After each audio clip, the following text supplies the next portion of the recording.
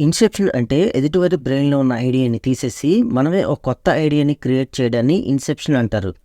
మరి ఎక్స్‌ట్రాక్షన్ అంటే ఎదుటివారి బ్రెయిన్‌లో ఉన్న ఐడియాని వారికే తెలియకుండా దొంగిలించడాన్ని ఎక్స్‌ట్రాక్షన్ అంటారు. ఎందుకు ఇదంతా చెప్తున్నానంటే, ఇప్పుడు నేను చెప్పబోయే సినిమా క్రిస్టోఫర్ నోలన్ తీసిన 'ఇన్సెప్షన్' మూవీ గురించి. ఈ వీడియోని మీరు ఎక్కడ స్కిప్ చేయకుండా ఎండ్ వరకు చూడండి. అప్పుడే మూవీలో ఉన్న స్పైసీనెస్ తెలుస్తుంది. పైన చెప్పిన ఈ 2 పాయింట్స్‌ని మాత్రం ఖచ్చితంగా గుర్తుపెట్టుకోండి. అప్పుడే మీకు మూవీ పూర్తిగా అర్థమవుతుంది.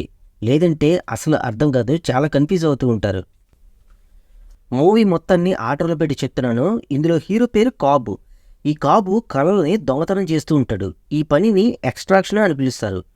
కాబ్‌కి ఈ పని నేర్పించింది వాళ్ళ నాన్నగారు. కాబ్ వైఫ్ పేరు మాలు. వీళ్ళిద్దరికీ పాప బాబు ఉంటారు.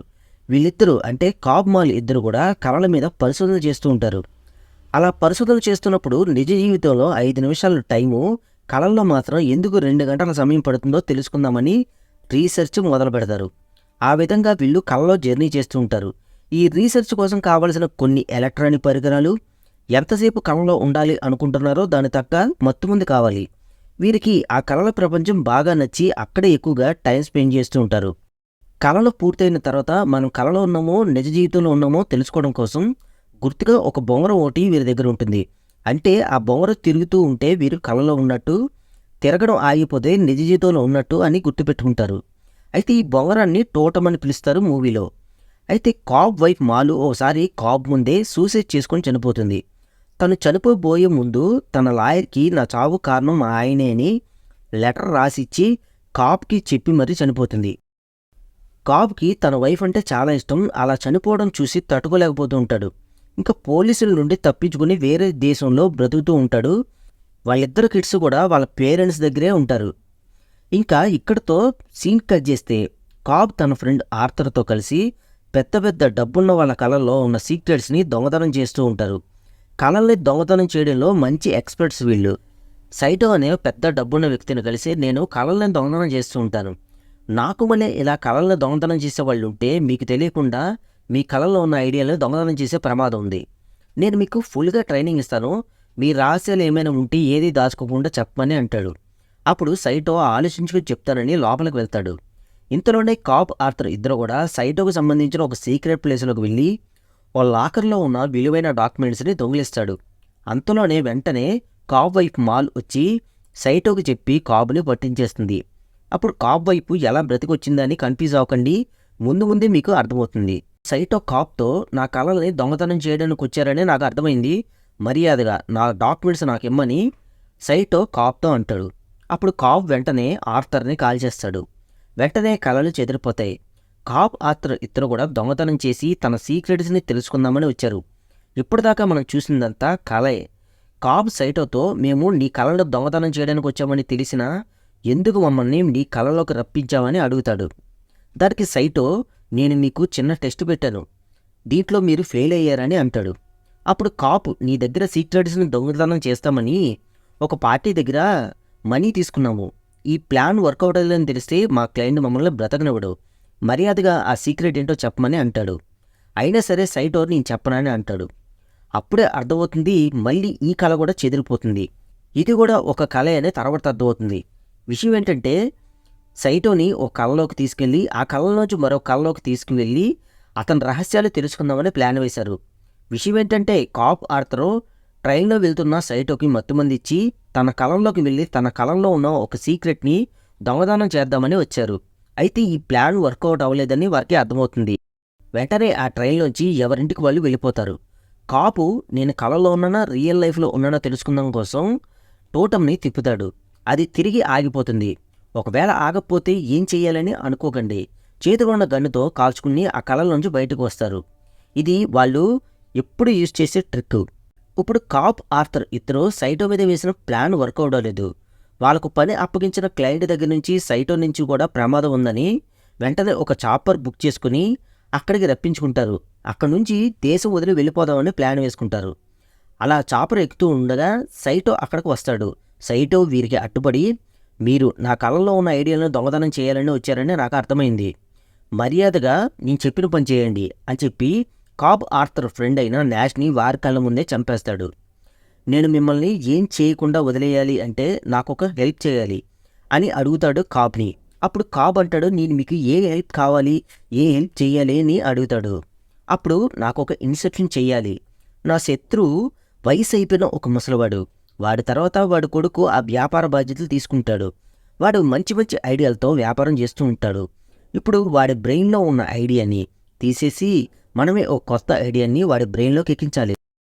ఈ పని చేస్తే నీ మీద ఉన్న కేసులన్నీ తీసేసి మనీ ఇచ్చి నీ కిడ్స్ దగ్గరికి నిన్ను పంపిస్తాను, లేకపోతే నిన్ను నీ ఫ్యామిలీని చంపేస్తానని వార్నింగ్ ఇస్తాడు. దానికి కాప్కి వేరే ఆప్షన్ లేదు, వెంటనే ఒప్పుకుంటాడు. కాప్కి వైఫ్ ఎలాగో లేదు, వారి కిడ్స్తోనే సరే కలిసి బ్రతకాలని అనుకుంటాడు. వెంటనే వాళ్ళ నాన్నగారిని వెళ్ళి కలుసుకుంటాడు.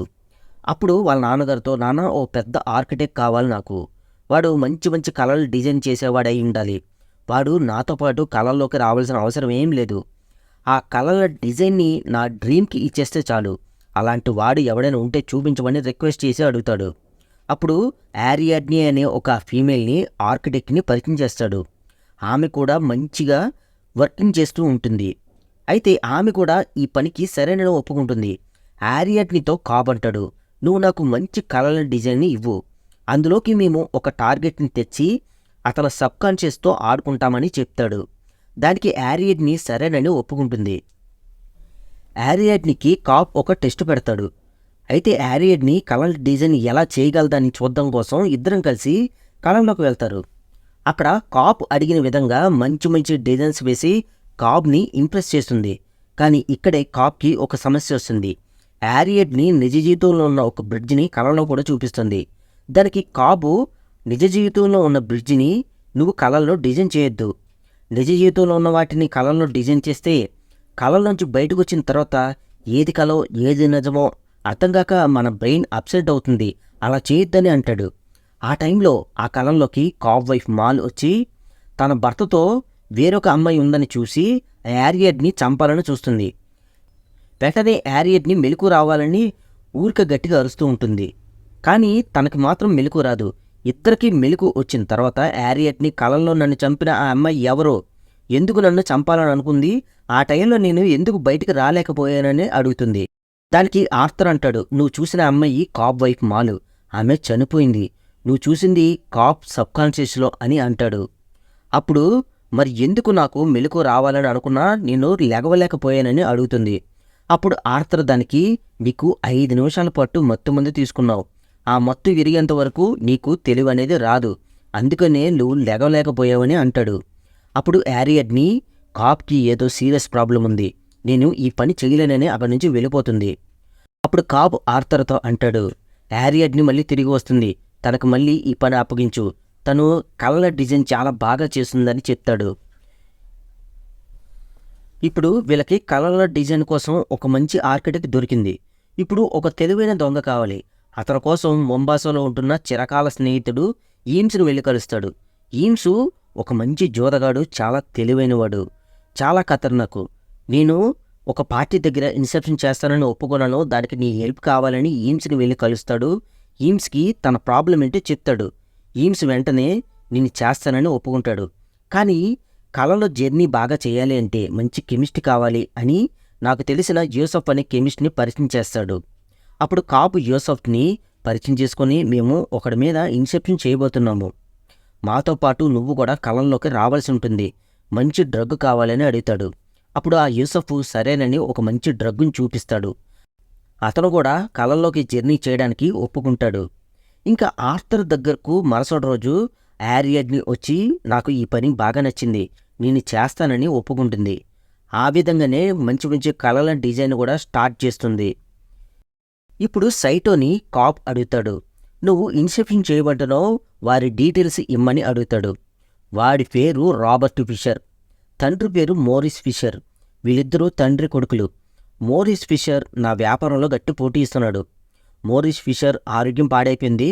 అతని తర్వాత కొడుకు రాబర్ట్ ఫిషర్ ఆధ్వర్యంలోకి వెళ్తుంది. వాడి చేతిలోకి వ్యాపారం వెళ్తే వాడి పోటీని తట్టుకోలేను, నా పవర్ పోయి డమ్మీ అవుతాను, వారి ఇద్దరి మధ్య గొడవ పెట్టి వాళ్ళ వ్యాపార సామ్రాజ్యాన్ని నాశనం చేయాలని అంటాడు. అయితే సైటల్ ఇంటెన్షన్ ఏంటనేది వీళ్ళకి అర్థమైపోయింది ఈ టీం మొత్తానికి. ఈ డీటెయిల్స్ తీసుకొని ఈమ్స్ ఒక లాయర్ లాగా రాబర్ట్ ఫిషర్ ఆఫీసులో కూర్చొని పరిస్థితుల్లో గమనిస్తాడు. అక్కడ రాబర్ట్ ఫిషర్కి పిల్లనిచ్చిన మామ ఉంటాడు, అతని పేరు బ్రౌనీ. అయితే రాబర్ట్ ఫిషర్తో వాళ్ళ మామ, మీ నాన్న చనిపోయేటట్టున్నాడు, అతని దగ్గర పవర్ ఆఫ్ అటార్నీ ఎక్కడ ఉంచాడో అడిగి తెలుసుకోమని రాబర్ట్ ఫిషర్ని ఫోర్స్ చేస్తూ ఉంటాడు బ్రౌనీ. అప్పుడు రాబర్ట్ ఫిషర్ బ్రౌనీతో ఇలాంటి నేనేమి అడగనని చెప్పి నిరాకరిస్తూ ఉంటాడు. అయితే ఈ లూప్ ఏదో బాగుందని అనుకుని రాబర్ట్ ఫిషర్ మామగారు బ్రౌనీ అలవాట్లను, అలాంటి మేనరిజాన్ని క్షుణ్ణంగా ఈమ్స్ పరిశీలిస్తాడు. అక్కడి నుంచి తన పని ముగించుకొని ఇంటికి వచ్చిన తర్వాత కాబ్ని ఈమ్స్ కలిసి ఒక మంచి ప్లాన్ చెప్తాడు. అదేంటంటే, మనం రాబర్ట్ ఫిషర్ని కళల్లోకి తెస్తాం. ఆ కళల్లో నేను బ్రౌనీలాగా, అంటే వాళ్ళ అంకుల్లాగా నేను అనుకరించి రాబర్ట్ ఫిషర్ బ్రెయిన్కి కొన్ని సూచనలు చేస్తాను. అప్పుడు రాబర్ట్ ఫిషర్ సబ్కాన్షియస్కి ఆ సూచనలు అందుతాయి. వెంటనే రాబర్ట్ ఫిషర్ ఆ ఐడియాస్ని ఫాలో అవుతాడు. అలా అయితేనే సహజసిద్ధంగా న్యాచురల్గా వచ్చిన ఐడియాలాగా ఉంటుందని చెప్తాడు. అందరికీ ఆ ఐడియా చాలా నచ్చుతుంది. మరి అంతా ఓకే, మనం అనుకున్న పని అయిపోతుంది. అయిపోయిన తర్వాత కళల్లోంచి మనం రావాలి అని అనుకుంటే ఎలాగా అని టీం మొత్తం అనుకుంటారు. అప్పుడు కాబ్ అంటాడు, ఒక డెత్ కిక్, ఒక ఫైనల్ కిక్.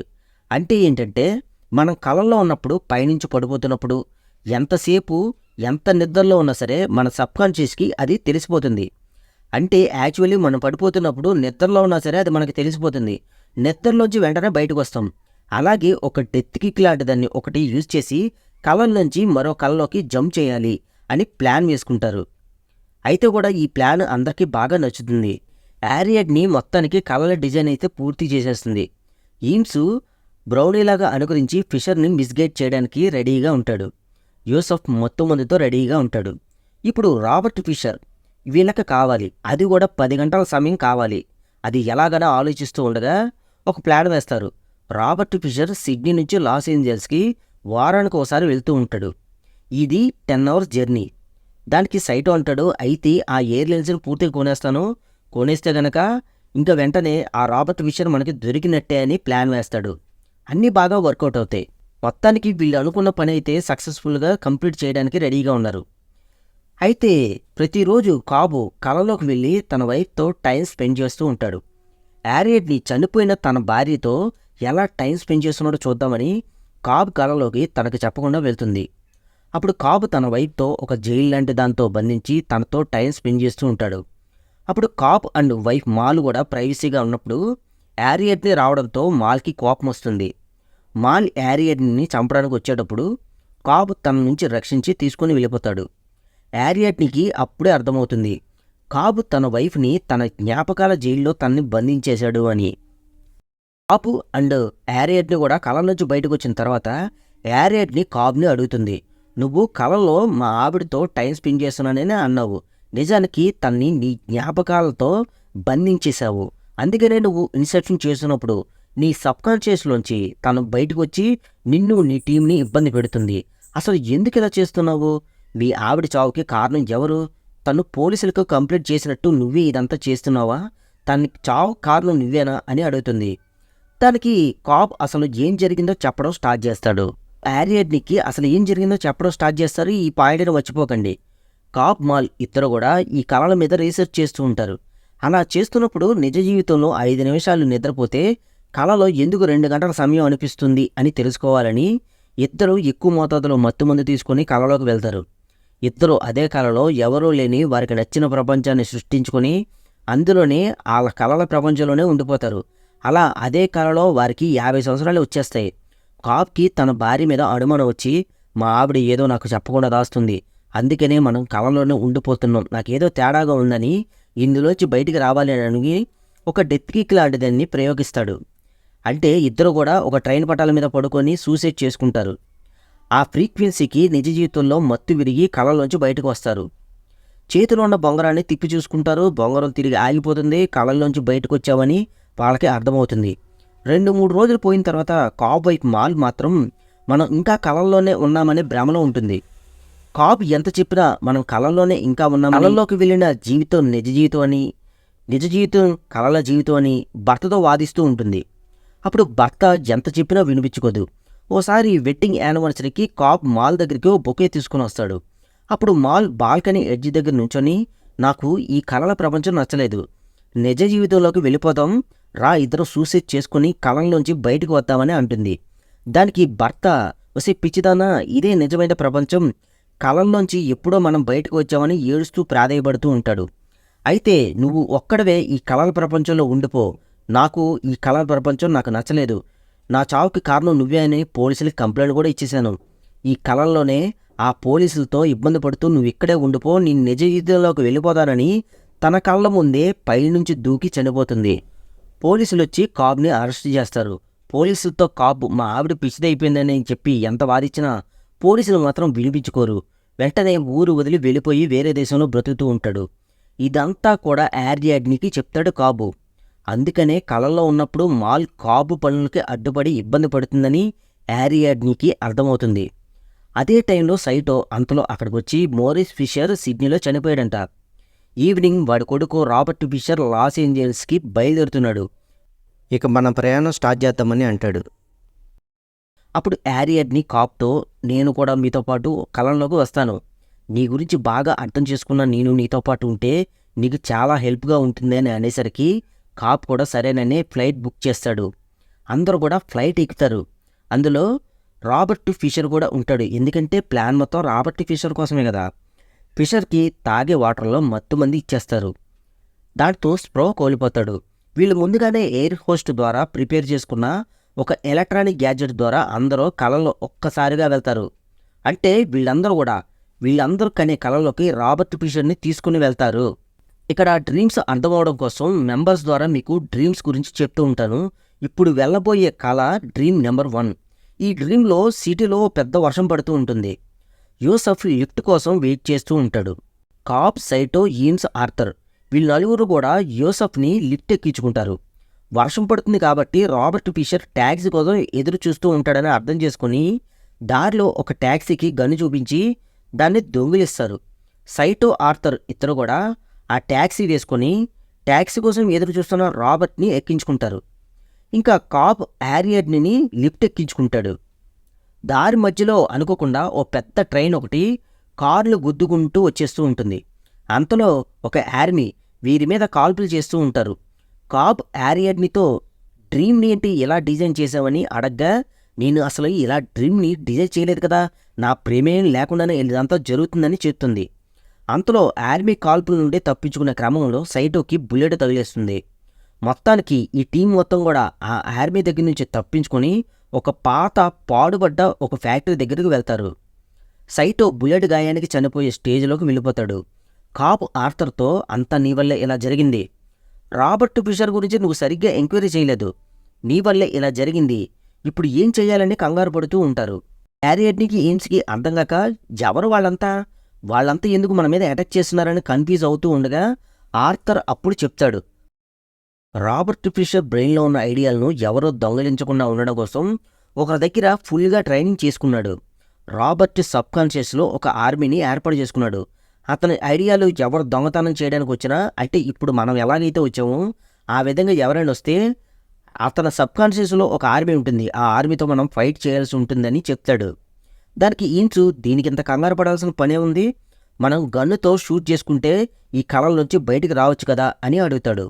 అప్పుడు కాప్ అంటాడు, అలా కుదరదు, మనం నిజ జీవితంలో 10 గంటల సరిపడా మొత్తమంది తీసుకున్నాం, అలా లెగవడం కుదరదు, ఒకవేళ లేచినా మనం బ్రెయిన్ పనిచేయక మనం పిచ్చివాళ్ళం అయిపోతాం అని అనేసరికి సైటో చనిపోతే ఇప్పుడు లింబోలో ఇరుక్కుంటాడని నాకు భయంగా ఉందని కాప్ అంటాడు.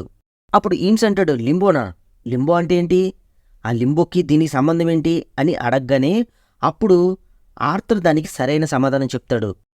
అప్పుడు ఆర్థర్ అంటాడు, లింబో అంటే అదొక అనంత కలల ప్రపంచం, అక్కడ అనంతమైన జ్ఞాపక తరంగాలు మాత్రమే ఉంటాయి, అలా అక్కడే ఉండి వయసు అయిపోయి అక్కడే ఉండి చనిపోతామని చెప్తాడు. అప్పుడు ఈమ్స్ అంటాడు, అనవసరంగా ఇదంతా తెలియక ఫిషర్ బ్రెయిన్లోకి వచ్చి అక్కడే ఇరుక్కుపోయాం, ఇప్పుడు వాడి సబ్కాన్షియస్లో ఉన్న ఆర్మీతో ఫైట్ చేయాలి, లేదంటే చావాలి. అప్పుడు ఈమ్స్ అనవసరంగా ఇక్కడికి వచ్చారని అనుకుంటాడు. అప్పుడు వీళ్ళందరికీ కూడా ఈమ్స్ ఒకటి అంటాడు, మనం ఈ డ్రీమ్ నెంబర్ ఈ లెవెల్లోనే ఎక్కడ కూర్చొని ఉండిపోతాం, ఎదురుగా వెళ్తే రిస్క్ ఎక్కువ ఉండే ప్రమాదం ఉందని అనగానే అప్పుడు కాప్ కలెక్ట్ చేసుకుని అంటాడు, నిజ జీవితంలో 10 గంటల సరిపడా మొత్తం తీసుకున్నాం, ఇంచుమించు మన కళల్లో వారం రోజులతో సమానం, త్వరగా ఫిషర్ బ్రెయిన్లో ఉన్న ఐడియాలను చెదరగొట్టి పని ముగించుకొని ఇక్కడ నుంచి వెళ్ళిపోతే బెస్ట్ అని డిసైడ్ అవుతారు. అప్పుడు రాబర్ట్ ఫిషర్ని ఓ సీక్రెట్ ప్లేస్లో బంధించి ముసుగు వేసుకొని కాప్ ఆర్థర్లో అక్కడికి వెళ్తారు. అప్పుడు రాబర్ట్ ఫిషర్తో, మీ నాన్నగారి బెడ్రూమ్లో ఒక సీక్రెట్ లాకర్ ఉంది, దాని పాస్వర్డ్ చెప్పమని బెదిరించగానే అప్పుడు రాబర్ట్ ఫిషర్ మాత్రం, మా నాన్న నాకు అలాంటి పాస్వర్డ్లు ఏం చెప్పలేదే అని అంటాడు. అంతలో ఈమ్స్ బ్రౌనీలాగా నటించి తన్నులు తింటూ ఉంటాడు. బ్రౌనీలాగా నటిస్తున్న ఈమ్స్ని బంధించి, నీకు కాసేపు టైం ఇస్తున్నాను, ఆ పాస్వర్డ్ చెప్పపోతే మీ అంకుల్ని చంపేస్తానని కాప్ ఆర్థర్లు ఇద్దరు కూడా అక్కడి నుంచి వెళ్ళిపోతారు. అప్పుడు రాబర్ట్తో ఈమ్స్ లాగా ఉన్న బ్రౌనీ, మీ నాన్నగారి లాకర్ దగ్గర వీళ్ళ మనుషులు ఎవరో ఉన్నారు బాబు, పాస్వర్డ్ అడుగుతున్నారు, నాకు తెలియదని చెప్పినా వీళ్ళు వినిపించుకోవట్లేదు, నీకేమైనా తెలుసా, చెప్పకూడదు అని అడుగుతాడు. అప్పుడు రాబర్ట్, నాకు తెలియదు అంకుల్ అని అంటాడు. నాకు చెప్పాడయ్యా, కానీ నేను మర్చిపోయాను, ఆ లాకర్లో నీ ఆస్తికి సంబంధించిన బిల్లు ఉందని అంటాడు. దానికి రాబర్ట్, ఏంటి మీరు మాట్లాడేది, నా బిల్లు పోర్టెండన్ దగ్గర ఉందని మా నాన్నగారు నాతో అన్నాడని అంటాడు. అప్పుడు, లేదయ్యా, అది దీనికి బదులు రాసింది, మీ నాన్నగారు లాకర్లో ఉన్న బిల్లు ఆస్తి మొత్తం నీకే చెందాలని రాశాడు, పోర్టెండన్ దగ్గర ఉన్నది దీనికి బదులు రాసింది, ఆ బిల్లులో నీ మీద తను కొద్దిగా అసంతృప్తిగా ఉన్నట్టు నాకు అనిపించింది అనగానే రాబర్ట్కి, నా మీద మా నాన్నగారికి మునుపటి కంటే ప్రేమ తగ్గి ఉండొచ్చు, అందుకనే నాకు రావాల్సిన ఆస్తిలో ఏవో కొన్ని మార్పులు చేశాడని మైండ్లో అనుమానం రేగుతుంది. మళ్ళీ కాప్ వచ్చి బ్రౌనీని చంపేస్తానని గన్ను తీసి బెదిరించేసరికి వెంటనే ఆ లాకర్ కాంబినేషన్ చెప్పేస్తాడు ఆ ఫిషర్. అంతలో రాబర్ట్ ఆర్మీ మళ్ళీ అటాక్ చేస్తూ ఉంటారు. అక్కడి నుంచి కూడా వ్యాన్ వచ్చి తప్పించుకుంటారు. ఈసారి వ్యాన్ డ్రైవ్ చేస్తుంది యూసఫ్. ఆర్మీ వాళ్ళు ఎలాగో వెంటపడడం ఆపరో ఆ కార్లో ఉండే నెక్స్ట్ లెవెల్కి టాస్క్ని కంప్లీట్ చేయాలని అనుకుంటారు. ఆ కార్లో ఉండే డ్రీమ్ నెంబర్ 2లోకి షిఫ్ట్ అవుతారు. మళ్ళీ మొత్తం మంది తీసుకొని డ్రీమ్ నెంబర్ 2లోకి నెక్స్ట్ లెవెల్కి వెళ్తారు. అంటే కళలో రెండో కళ. ఈసారి కళ కాప్ అంటూ ఉన్నాడు. పెద్ద 5 స్టార్ హోటల్లో రాబర్ట్ 2 పెగ్గులు వేస్తూ ఉంటాడు రిసెప్షన్ దగ్గర కూర్చొని. అతని దగ్గరికి ఒక అందమైన అమ్మాయి వస్తుంది. ఈ అమ్మాయి ఎవరో కాదు, ఈమ్సే అమ్మాయిలా నటించి రాబర్ట్ని టెంప్ట్ చేస్తూ ఉంటాడు. తను రానని అంటూ ఉంటాడు. ఇక్కడే మీకు అర్థం కావాల్సిన పాయింట్ ఒకటి ఉంది. ఈమ్స్ అందరిలాగా నటిస్తుంటే రాబర్ట్కి ఎందుకు అర్థం కాదు అని. యాక్చువల్లీ రాబర్ట్ని వేరే వాళ్ళ కళలోకి ఇన్వైట్ చేశారు కాబట్టి వీళ్ళు ఎలా అనుకరిస్తే రాబర్ట్కి అలాగే కనిపిస్తుంది. అదే రాబర్ట్ కళలోకి వీళ్ళు కనుక వెళ్ళుంటే రాబర్ట్కి అందరూ అతని పాయింట్ ఆఫ్ వ్యూలోనే కనిపిస్తూ ఉంటారు. ఈ పాయింట్ని మీరు ఖచ్చితంగా గుర్తుపెట్టుకోండి. అంతలో కాబ్ అక్కడికి వస్తాడు. అప్పుడు కాబు ఆ ఫిషర్తో అంటాడు, తన్ని నమ్మొద్దు సార్, తను నీ సబ్కాన్షియస్లో ఉన్న ఐడియాని దొంగతనం చేయడానికి వచ్చి ఉంటుంది, తను చాలా కిలాడి, కావాలంటే మీ పర్సును కొట్టేసి ఉంటుంది అనగానే నిజంగానే పర్సుని కొట్టేసి ఉంటుంది. తను చెక్ చేసుకుంటే ఆ పర్సు అక్కడ కనబడదు. అప్పుడు కాబ్ ఆ రాబర్ట్ నమ్ముతాడు. నేను మీ సబ్కాన్షియస్లో ఉన్న ఐడియాల్ని ఎవరో దొంగతనం చేయకుండా ప్రొటెక్ట్ చేయడానికి వచ్చాను, నాకు తెలిసి మీ మీద ఎవరో ఇన్సెప్షన్ చేస్తున్నారు, మీరు చూస్తున్నదంతా కలే, కావాలంటే నాతో రండి, మీకు నేను ప్రూవ్ చేస్తాననే అంటాడు. అప్పుడు రాబర్ట్ ఇలాంటి వాటి మీద ఆల్రెడీ ట్రైన్ అయి ఉన్నాడు కాబట్టి నిజమే అని కాబ్తో పాటు వెళ్తాడు. కాబ్ రాబర్ట్ ఇద్దరు కూడా వెళ్తూ ఉండగా వీళ్ళ వెనకాల ఫాలో అవుతున్న ఇతర బాడీ గార్డ్స్ని కాబ్ చంపేస్తాడు. అప్పుడు రాబర్ట్ గన్ను తీసుకొని, ఎందుకు వీళ్ళందరినీ ఇలా చంపుతున్నావు, నేను నిజంగా కళ్ళలో ఉంటే నేను కాల్చుకుంటే నిద్రలోంచి మెలకు వస్తుంది, నేను కాల్చుకుంటానని గన్ను తీసుకుని కాల్చుకోబోతాడు. దానికి కాబ్ అంటాడు, వద్దు సార్, వాళ్ళు మీకు ఎక్కువ మత్తు మంది ఇచ్చి ఉంటారు నిజ జీవితంలో, మీరు అలా గనక కాల్చుకుంటే మీ మెదడు నిజ జీవితంలో లెగిసినా సరే పని చేయకుండా పోతుందని చెప్పి ఆపుతాడు. అప్పుడు కాబ్ అంటాడు, మీరు ఈ కళలోకి రావడానికి ముందు మీకు గుర్తున్న కళ గురించి గుర్తు ఏదైనా ఉంటే చెప్పమని అడగగానే అప్పుడు ఆ ఫిషర్ చెప్తాడు, నన్ను బ్రౌనీ అంకుల్ని బంధించి పాస్వర్డ్ అడిగారు, నేను ఆ పాస్వర్డ్ చెప్పేశానని చెప్తాడు. అంతలో బ్రౌనీ వీళ్ళ రూమ్ కాసి వస్తూ ఉంటాడు. అప్పుడు బ్రౌనీకి 2 పీకి కంట్రోల్లో తెచ్చుకుంటారు. కిడ్నాప్ చేసింది బ్రౌనీ మనుషులే అని నమ్మిస్తారు. ఎందుకు ఇదంతా చేసావు అంకుల్ అని చెప్పి ఫిషర్ బ్రౌనీని అడుగుతాడు.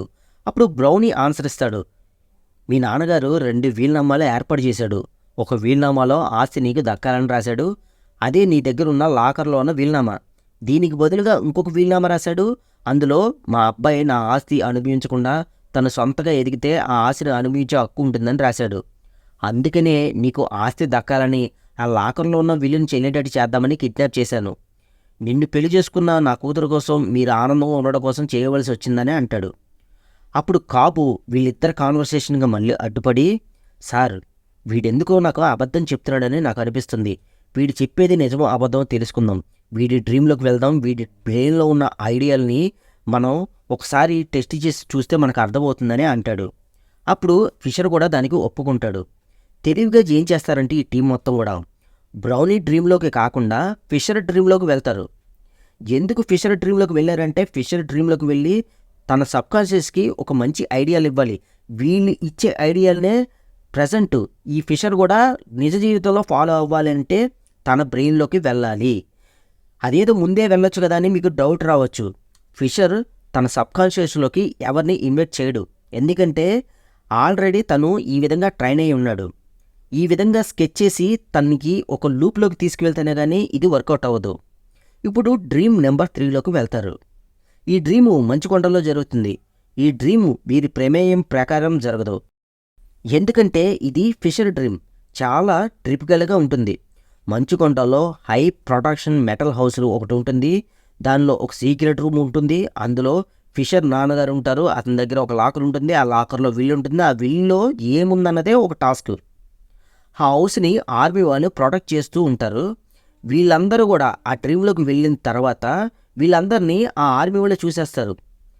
చూసేసి వీళ్ళ మీద అటాక్ చేస్తూ ఉంటారు. అప్పుడు ఈమ్స్ వారిని కనిపించేసి వాళ్ళతో ఫైట్ చేస్తూ ఉంటాడు. అంతలో డ్రీమ్ నెంబర్ 1లో జోసెఫ్ నడుపుతున్న వ్యాన్ మీదకి ఆర్మీ వాళ్ళని అటాక్ చేయడం వల్ల ఆర్మీకి దొరికిపోయే పరిస్థితుల్లో ఆర్మీ నుంచి తప్పించుకోవడం కోసం వీరికి ఇన్ఫర్మేషన్ ఇవ్వాలని సాంగ్ ఒకటి ప్లే చేస్తాడు.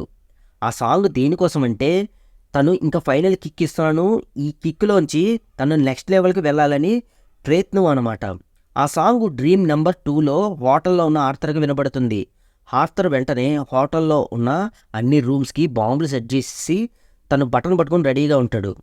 డ్రీమ్ నెంబర్ 3లో కాబ్ ఈమ్స్కి అర్థమవుతుంది. అప్పుడు డ్రీమ్ నెంబర్ 2లో యూసఫ్కి బ్రిడ్జి పైనుంచి నదిలోకి తీసుకుని వెళ్ళిపోతాడు వ్యాన్ని. ఇదే డెత్ కిక్. వ్యాన్ గాలి నుంచి పడిపోతూ ఉంటుంది. డ్రీమ్ నెంబర్ 3లో లాకర్ కోసం వెళ్ళిన కాబ్ ఈమ్స్కి ఎంతసేపులో మనం ఈ టాస్క్ ఫినిష్ చేయాలని క్యాలిక్యులేట్ చేసుకుంటారు. అప్పుడు డ్రీమ్ 1లో యూసఫ్ 10 సెకండ్స్లో నదిలో ఆ వ్యాన్ పడిపోతుంది. అప్పుడు డ్రీమ్ నెంబర్ 2లో హోటల్లో ఉన్న ఆర్థర్కి 3 మినిట్స్ టైం దొరుకుతుంది. డ్రీమ్ నెంబర్ 3లో 20 నిమిషాల టైం దొరుకుతుంది వీళ్ళకి. ఇప్పుడు ఈ టైంలోనే వీళ్ళ ఏ కళల్లో ఉన్నారో ఆ కళల్లో వీరు వెళ్ళిన టాస్క్ని కంప్లీట్ చేసుకొని మొదటగా వచ్చిన ఆ డ్రీమ్లోకి తిరిగి రావాలి. ఇప్పుడు డ్రీమ్ నెంబర్ 1లో యూసఫ్ వ్యాన్ గాల్లో పడిపోవడం వల్ల డ్రీమ్ నెంబర్ 2లో హోటల్లో ఉన్న ఆర్థర్కి గ్రావిటీ మిస్ అవుతుంది. తను చాలా కన్ఫ్యూజ్ అవుతూ ఆ ఆర్మీతో ఫైట్ చేస్తూ ఉంటాడు. చాలా స్ట్రగుల్ అవుతూ ఉంటాడు. డ్రీమ్ నెంబర్ 3లో రాబర్ట్ ఫిషర్ మెటల్ హౌస్లోకి ఆ సీక్రెట్ని తెలుసుకోవడం కోసం లోపలికి వెళ్తాడు. తన మీదకి ఎవరైనా అటాక్ చేస్తే తన మీదకి అటాక్ చేయకుండా కాబ్ యారియడ్ని గన్ పాయింట్లోంచి చూస్తూ ఉంటారు. అంతలో ఫిషర్ని వెనక నుంచి ఒకళ్ళు గన్ను పట్టుకుని చూస్తూ ఉంటారు.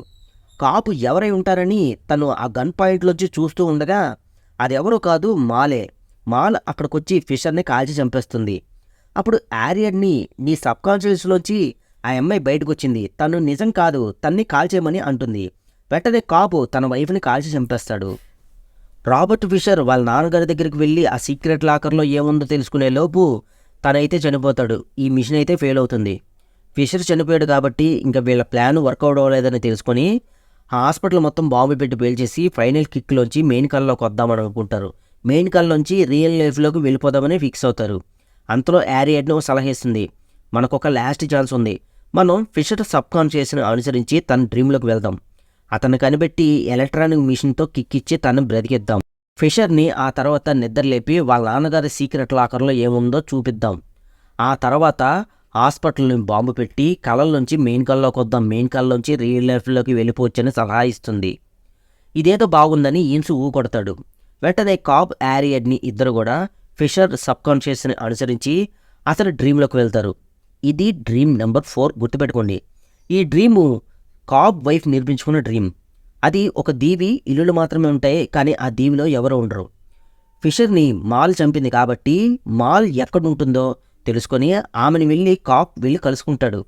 అప్పుడు మాల్ని ఫిషర్ ఏడని అడుగుతాడు కాబు. అప్పుడు మాల్ అంటుంది, చెప్తాను కానీ నువ్వు నాతోనే ఈ కళలోనే ఉండిపోవాలని కండిషన్ పెడుతుంది. అప్పుడు యారియడ్ని ఆ కాన్వర్సేషన్ విని ఎందుకని మీ ఆవిడకు కలల జీవితానికి, నిజ జీవితానికి తేడా తెలుసుకోలేకపోతుందని అడుగుతుంది. అప్పుడు అసలు నిజం చెప్తాడు. బాబ్, మాలు ఒక దీవిని సృష్టించుకుంటారు. ఆ కలల ప్రపంచంలో 50 సంవత్సరాలు గడిపేస్తారు. మాల్‌కి ఆ కలల ప్రపంచం నచ్చి తను ఇంకా ఆ కలల ప్రపంచం నుంచి రాకూడదని అనుకుని తను ఒక సీక్రెట్ ప్లేస్‌లో ఎవరికీ చెప్పపెట్టకుండా ఒక లాకర్‌లో తను టోటెమ్‌ని అంటే బొంగరాన్ని లాక్ ఓపెన్ చేసి తిప్పకుండా దాచేసుకుంటుంది. ఎందుకలా చేస్తుంది అంటే నిజ జీవితంలో బొంగరం తిరిగి ఆగిపోతుంది గదా! కలలో కూడా తిరగలేని బొంగరం దాయడం వల్ల నిజ జీవితంలో బొంగరం తిప్పినా అది తిరగదు కాబట్టి రెండిటికి తేడా తెలియకూడదని అలా చేస్తుంది. అది చాలా రోజుల తర్వాత కాపు కనిపెట్టి ఆ లాకర్ ఓపెన్ చేసి బొంగరం తిప్పి ఆ లాకర్‌ని మూసేస్తాడు. కలలో బొంగరం తిరుగుద్దని ఐడియా పెట్టుకుంటాడు. తన్ని కలలోంచి బయటికి తేవాలని డెత్ కిక్‌ని ఒకటి ప్రయోగించి ట్రైన్ యాక్సిడెంట్ చేసుకుని నిజ జీవితంలోకి వస్తారు. మాల్ బొంగరం తిప్పిన తర్వాత ఆగిపోతుంది కాబట్టి అది కూడా కలనే అనుకుంటుంది. కాప్ చేసిన తప్పు ఏంటంటే మాల్ ముందు ఆ లాకర్లో ఉన్న బొంగరం తిప్పుంటే తనకు అర్థమయ్యేది. అలా చేయకపోవడం వల్ల తను చేసిన పెద్ద తప్పు. నిజ జీవితంలో కూడా కలే అనుకుని సూసైడ్ చేసుకుని చనిపోతుంది. అందుకనే తను మర్చిపోలేక ప్రతి కలలో తన్ని కంట్రోల్ చేయలేక తన సబ్కాన్షియస్ నుంచి బయటకు వచ్చి మాల్ కాబ్ని ఇబ్బంది పెడుతుంది. ఇండైరెక్ట్గా నేను చాలా తప్పు చేశాననే ఫీలింగ్ నా మనసులో ఉండడం వల్ల నా సబ్కాన్షియస్లో ఉన్న తన మెమరీస్ని అరెస్ట్ చేయలేకపోతూ ఉంటాడు. ఇదంతా విని హ్యారియట్ని చాలా ఆశ్చర్యపోతుంది. అప్పుడు అంటాడు, నేను నీతో ఇక్కడే ఉండిపోతాను, ఫిషర్ ఎక్కడున్నాడో చెప్పమని డ్రీమ్ నెంబర్ 4లో అంటాడు. పక్క గదిలో ఉన్నాడు, నువ్వు నాతోనే ఉండాలని చెప్పి కండిషన్ పెట్టి ఆ కాప్కి ఆ మాల్ చెప్తుంది. డ్రీమ్ నెంబర్ 1లో వ్యాన్లో వెళ్తున్న యూసఫ్ 5 సెకండ్స్లో నదిలో పడిపోతాడు. డ్రీమ్ నెంబర్ 2లో ఆర్థర్ నిద్రలో ఉన్న వీళ్ళందరికీ ఒక వైర్తో చుట్టేసి లిఫ్ట్లోకి తీసుకువస్తాడు. కరెక్ట్ టైం కోసం బాంబ్ బ్లాస్ట్ చేసి కిక్లోంచి బయటికి రావాలి, అందుకు ముందుగా ఒక మ్యూజిక్ ఒకటి ప్లే చేస్తాడు. ఆ మ్యూజిక్ డ్రీమ్ నెంబర్ 3లో ఉన్న ఈమ్స్కి అర్థమయ్యి చనిపోయిన ఫిషర్కి మిషన్తో బ్రతకడం కోసం కరెంట్ షాక్ ఇస్తాడు. ఆ షాక్ ఫ్రీక్వెన్సీ ఆ కిక్ డ్రీమ్ నెంబర్ 4లో ఉన్న హ్యారియట్నికి అర్థమయ్యి ఫిషర్ని పై స్టేర్ నుంచి కిందకు తోసేస్తుంది. అది ఒక డెత్ కిక్ లాగా ఉపయోగపడి డ్రీమ్ నెంబర్ 3లో వాళ్ళ నాన్న లాకర్ దగ్గరికి వెళ్దామనుకున్న ఆ ఫిషర్ వెంటనే కళ్ళు తెరిచి పైకి లేస్తాడు. మాల్తో కాబ్, నువ్వు జస్ట్ నీడవ మాత్రమే, నువ్వు నిజం కాదు అనే డ్రీమ్ నెంబర్ 4లో అనగానే ఆ మాల్కి కోపం వచ్చి కాబ్ను పొడి చేస్తుంది. అది చూసి హ్యారియట్ని మాల్ని చంపేస్తుంది. హ్యారియట్ని నువ్వు త్వరగా రా, మనకి టైం అయింది అని అనగానే అప్పుడు కాబ్ అంటాడు, సైటో ఎలాగో డ్రీమ్ నెంబర్ 3లో చనిపోయి ఉంటాడు, అతన్ని తీసుకుని వస్తాను, ఎందుకంటే మనం ఎలాగో మళ్ళీ సైటోని తీసుకొని రావాల్సిందే, నువ్వు ముందు వెళ్ళిపో అని అంటాడు. అతన్ని తీసుకుని వస్తానని వెళ్ళిపో అనగానే హ్యారియట్ని ఆ పై స్టేర్ నుంచి దూకేస్తుంది. డ్రీమ్ నెంబర్ 4లో కాప్ కూడా ఉండిపోతాడు. డ్రీమ్ నెంబర్ 3లో ఈమ్స్ ఫిషర్ని పైకి లేపిన తర్వాత త్వరగా మీ నాన్న వెళ్ళి కలువు, మనకి ఎక్కువ టైం లేదని అనగానే అప్పుడు రాబర్ట్ ఫిషర్ వాళ్ళ నాన్నగారి లాకర్ దగ్గరికి వెళ్తాడు. వాళ్ళ నాన్నగారిని వెళ్ళి కలవగానే నిన్ను చూసి చాలా నిరాశగా ఉంది అని అంటాడు వాళ్ళ నాన్న. అప్పుడు ఫిషర్, నేను నీలాగా కాలేకపోయాను నాన్న, అందుకనే నీకు నిరాశగా ఉంది కదా అని అంటాడు. అప్పుడు లేదు బాబు, నువ్వు అచ్చం నాలాగే ఉన్నావురా, అందుకనే నాకు ఈ నిరాశ అని అంటాడు.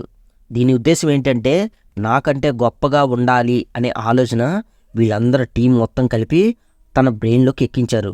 వెంటనే తను ఆ మాట వినగానే షాక్ అవుతాడు ఆ రాబర్ట్ ఫిషర్. అప్పుడు ఆ లాకర్ ఓపెన్ చేసి ఆ విల్లు తీసుకుంటాడు. ఆ విల్లు చూడగానే వెంటనే ఈమ్స్ ఫైనల్ కిక్ ఒకటి ఇచ్చేస్తాడు. హాస్పిటల్ మొత్తం బ్లాస్ట్ చేస్తాడు. డ్రీమ్ నెంబర్ 4లో హ్యారియట్ని పైనుంచి కిందకు దూకడం వల్ల డ్రీమ్ నెంబర్ 3కి వస్తుంది. అదే టైంకి డ్రీమ్ నెంబర్ 2లో ఉన్న ఆర్థర్ హోటల్ని బ్లాస్ట్ చేయడం వల్ల డ్రీమ్ నెంబర్ 1కి చేరుకుంటారు. డ్రీమ్ నెంబర్ 1లో కారు నీళ్ళలో మునిగిన తర్వాత ఈమ్స్గా నటిస్తున్న బ్రౌనీ, ఫిషర్, ఆర్థర్, యూసఫ్, హ్యారియట్ని అందరూ ఒడ్డుకి తిరిగి వస్తారు. సైటో కోసం కాబు ఆ డ్రీమ్ నెంబర్ 4 కలల్లోనే ఉండిపోతాడు. ఇంకా బ్రౌనీగా అనుకరిస్తున్న ఈమ్స్తో ఫిషర్ అంటాడు, మా నాన్న నా దగ్గర నుంచి ఏదో కొత్తగా ఎక్స్పెక్ట్ చేస్తున్నాడు అంకుల్, తన వ్యాపారాలని కంటిన్యూ చేయకుండా నాకంటూ కొత్త ఐడెంటిటీని ఏర్పాటు చేసుకుంటాను, ఇక మీదటి నుంచి నా ధ్యేయం అదే అని అనడంతో వీళ్ళు అనుకున్న టాస్క్ అయితే పర్ఫెక్ట్గా కంప్లీట్ అవుతుంది. సైటో కోసం కాబ్ డ్రీమ్ 5కి వెళ్తాడు. అప్పుడు సముద్రం ఒడ్డున పడి ఉన్న కాబుని కొంతమంది సైటో బాడీగార్డ్స్ బలవంతంగా ఎత్తుకుని తీసుకుని వెళ్ళి ఆ సైటోకి అప్పచెప్తారు కాబుని. అప్పుడు కాబ్ జోబీలో ఉన్న టోటమ్ని అంటే బొంగరాన్ని ఆ సైటో గుర్తుపడతాడు. ఆ కల నుండి ఇంకా ఫైనల్‌గా మెయిన్ కల అంటే ఫ్లైట్‌లో జర్నీ చేస్తున్న కలలోకి తిరిగి వచ్చేస్తారు అందరూ గూడా ఒకే టైంకి. ఇంక ఎవరికీ ఏ అనుమానం రాకుండా, ఒకరికొకరు సంబంధం లేకుండా వీళ్ళు అనుకున్న టాస్క్ అయితే కంప్లీట్ చేసుకొని ఎవరికి ఎవరు, ఎవరికి వాళ్ళు ఎయిర్‌పోర్ట్‌లో గూడా మాట్లాడుకోకుండా ఎవరింటికి వాళ్ళే వెళ్ళిపోతారు. కాపు ఇంటికి వెళ్ళిన తర్వాత టేబుల్ మీద టోటమ్ తిప్పుతాడు ఇది కలా నిజమా అనుకుని. అది తిరుగుతూ ఉండగానే కిడ్స్‌ని వెళ్లి కలుసుకుంటాడు. బొంగరం తిరిగి ఆగుతున్న సందర్భంలోనే మూవీకి ఎండ్ కట్ పడిపోతుంది. కల, కలలో కల. మొత్తానికి వీళ్ళు అనుకున్న కల అయితే నెరవేర్చుకున్నారు. ఈ టీమ్ చేసిన గొప్ప పని ఏంటంటే, తండ్రి కొడుకుల మధ్య గొడవ పెట్టి విలన్స్ అవుతారని అనుకున్నాను. కానీ తండ్రి కొడుకుతో నువ్వు సేమ్ టు సేమ్ నాలాగే ఉన్నావు, నీలో కొత్తదనం చూడాలనుకుంటున్నాను అనే ఐడియాని బ్రెయిన్‌లోకి ఎక్కించి టీమ్ మొత్తం గూడా మైండ్ బెండ్ చేశారు. ఎక్కువ టైం తీసుకొని చెప్పాను. బట్ ఎలా చెప్తేనే మీకు మూవీ అర్థమవుతుందని ఇలా చెప్పాను. ఇలాంటి మోర్ ఇంట్రెస్టింగ్ వీడియోస్ కావాలనుకుంటే ప్లీజ్ సబ్స్క్రైబ్ చేసుకోండి. Thanks for watching.